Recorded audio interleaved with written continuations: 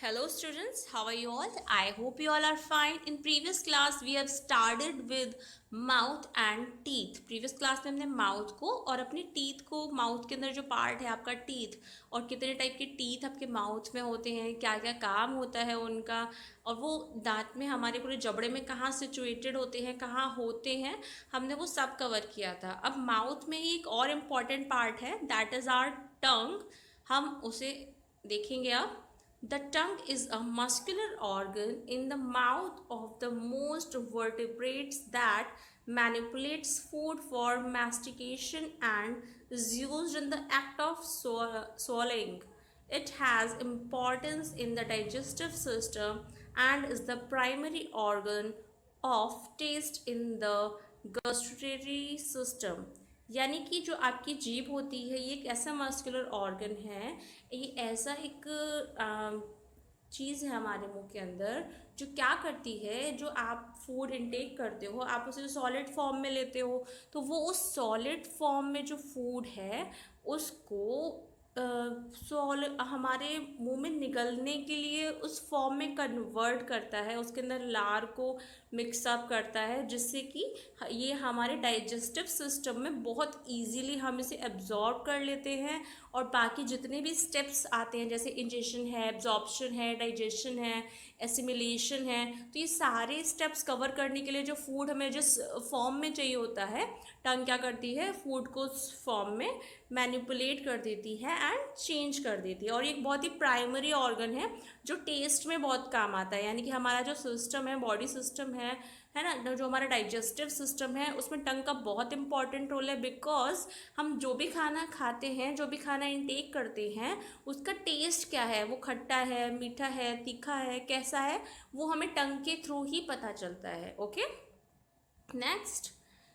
Chewing, grinding, pressing, salivating. When we chew, the tongue and the cheeks work together to constantly move the food between the teeth so that it can be chewed.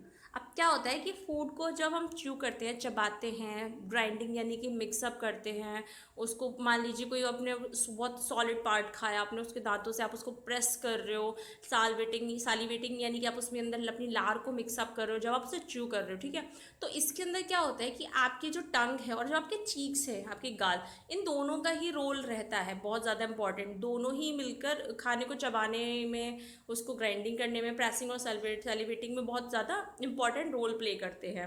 The tongue presses the crushes food against the palate and move into bolus which is then ready to be swallowed to the throat. क्या होता है कि जब आप टंग के through fruit को press करते हो, उसे क्रश करते हो, तो क्या होता है कि ये इस फॉर्म में आ जाता है जिससे कि वो आसानी से आप उसे अपने गले में निगल सको, स्वॉलो कर सको. Okay, next.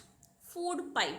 अब आपने अपनी टंग के थ्रू फूड को अच्छे से च्यू कर लिया, प्रेस कर लिया, है ना, आपने अच्छे से उसे मिक्सअप कर लिया. अब फूड जब इस फॉर्म में आ गया कि आप उसे इनटेक कर सकते हो, तो वो फूड पाइप के थ्रू आपकी बॉडी के अंदर जाएगा. ओके, हम फूड पाइप को ऑसोफेगस भी कहते हैं. Food pipe is a muscular tube which is 25 centimetre long, passing just behind the heart region, connecting the mouth to the stomach. अब आपका जो फूड पाइप है ये कैसी मस्कुलर ट्यूब है जो कि 25 सेंटीमीटर लंबी होती है and passing just behind the heart, यानी कि आपके हर्ट के पीछे से होती हुई ये आपके माउथ को कनेक्ट करती है आपके स्टमक से.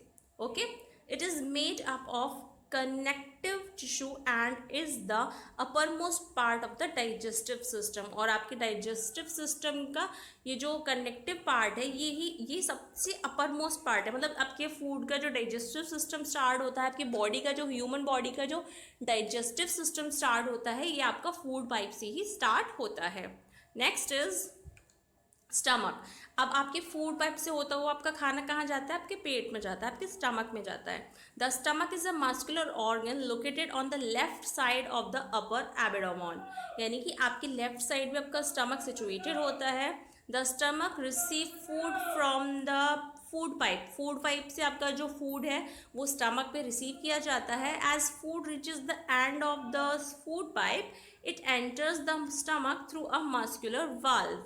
यानी कि जब फूड पाइप से खाना आपके स्टमक में जाता है तो जो फूड पाइप का लास्ट पार्ट होता है स्टमक, वहाँ पे क्या होते हैं, कुछ वाल्व्स होते हैं, मस्कुलर वाल्व्स होते हैं, जिनको आप कहते हो लोअर ऑसोफेगल स्पिंचर.